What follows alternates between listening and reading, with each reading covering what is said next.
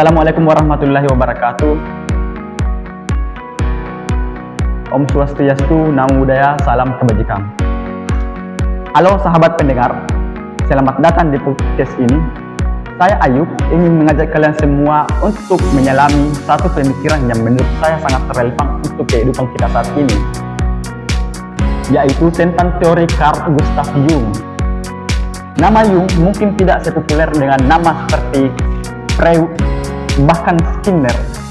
Tetapi, jika kita berbicara soal pemahaman mendalam tentang manusia, jiwa, dan makna hidup, maka Jung adalah tokoh yang tidak bisa kita lewatkan. Salah satu konsep utama yang diperkenalkan oleh Jung adalah ketidaksadaran kolektif.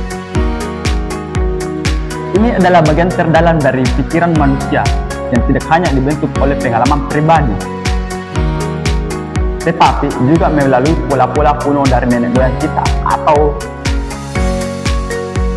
hal yang diturunkan dari nenek moyang kita sendiri.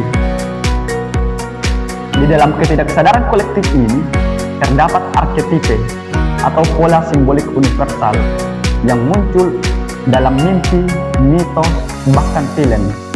Contoh yang sangat dekat dengan kita seperti Harry Potter atau superhero Marvel. Mereka semua itu menggambarkan arketipe, yaitu tokoh yang mengalami penderitaan, melewati ujian, dan menemukan jati dirinya. Namun, lebih dari sekedar pola cerita, Jung mengajak kita untuk menyadari bahwa kita sendiri pun sedang menjalani perjalanan seperti itu. Kita sedang berjuang melawan masalah, mencoba mengatasi rasa takut, dan bahkan mencari makna di balik ini semua. Dan dalam proses itu, kita sering berhadapan dengan yang namanya shadow. Shadow adalah titik balik dari yang namanya personal, yang dimana shadow itu muncul karena titik dari yang namanya persona itu terus menekan shadow, sehingga shadow itu terbawa ke dalam alam bawah sadar. Semisal seperti ketika kita mengalami ketidakadilan yang diakibatkan oleh seseorang, kita ingin melihat orang itu mengalami penderitaan, kita melihat orang itu ingin mengalami kecelakaan, bahkan kita melihat orang itu ingin mendapatkan hukuman yang setimpal karena telah memperlakukan kita secara tidak adil. Itulah yang dinamakan shadow, bagian gelap dari diri kita yang tidak kita ingin akui. Shadow ini bukan merupakan rasa iri. Shadow ini berupa rasa iri, marah, dendam, atau rasa bersalah. Yang seringkali kita menolaknya, kita menolak kehadirannya, dan menguburnya dalam-dalam ke dalam alam bawah sadar kita. Tetapi semakin kita menekan shadow, semakin besar kekuatan yang muncul dari permukaan, baik dalam bentuk konflik maupun sosial. Di era sekarang, shadow muncul di mana-mana. Lihat saja media sosial, komentar kebencian, kemarahan kolektif, sindiran tajam, semua itu bukan sekedar opini spontan. Jung mungkin akan mengatakan itu shadow yang belum dikenali. Kita semua punya sisi gelap. Bukan berarti kita semua ini orang jahat, tetapi itu adalah bagian dari diri manusia. Tantangannya adalah bagaimana kita berani menyadari shadow kita, mengenalinya, dan tidak dikendalikan olehnya. Jung juga mengenalkan konsep yang namanya persona, topeng sosial, yang dipakai agar bisa diterima di lingkungan.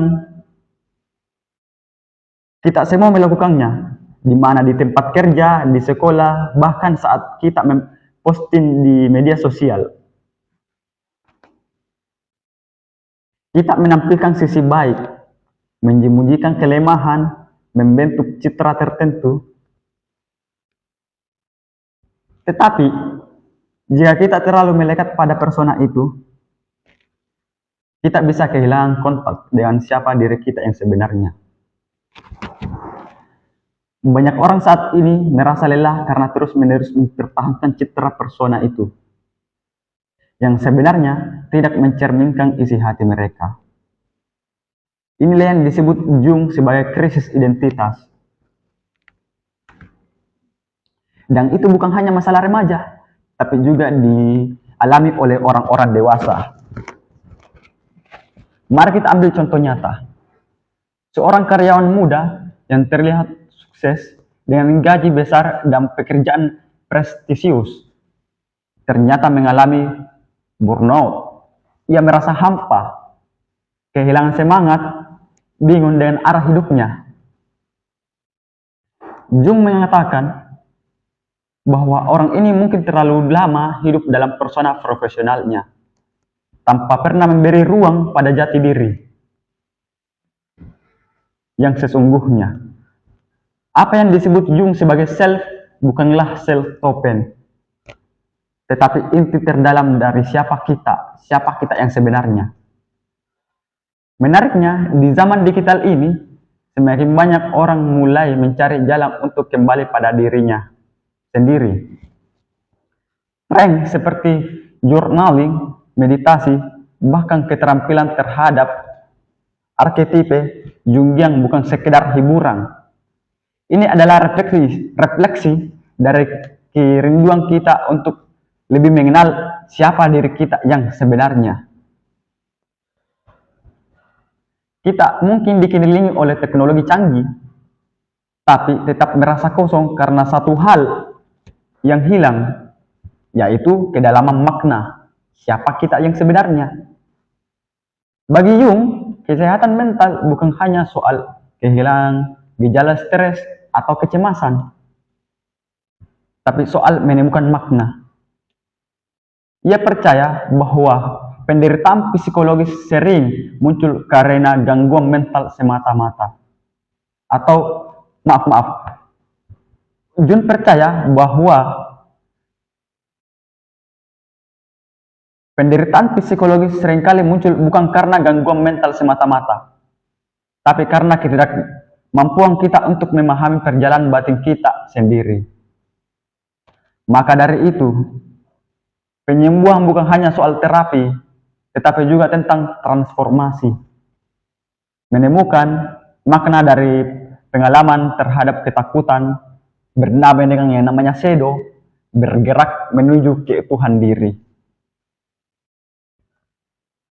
Jadi, apa yang bisa kita ambil dari teori Jungian di zaman sekarang? Yang pertama, bahwa kita semua sedang dalam proses. Kita bukan makhluk rasional yang hidup dari hari ke hari. Kita juga adalah jiwa yang sedang mencari arah. Kedua, kita harus berani menyelami bagian-bagian dalam diri kita yang sering kita abaikan. Shadow bukan untuk ditakuti, tetapi untuk dipahami. Dan yang ketiga, kita perlu mempertanyakan apakah kita hidup sebagai diri sendiri, ataukah hanya sedang menjalani peran demi untuk diterima semua orang.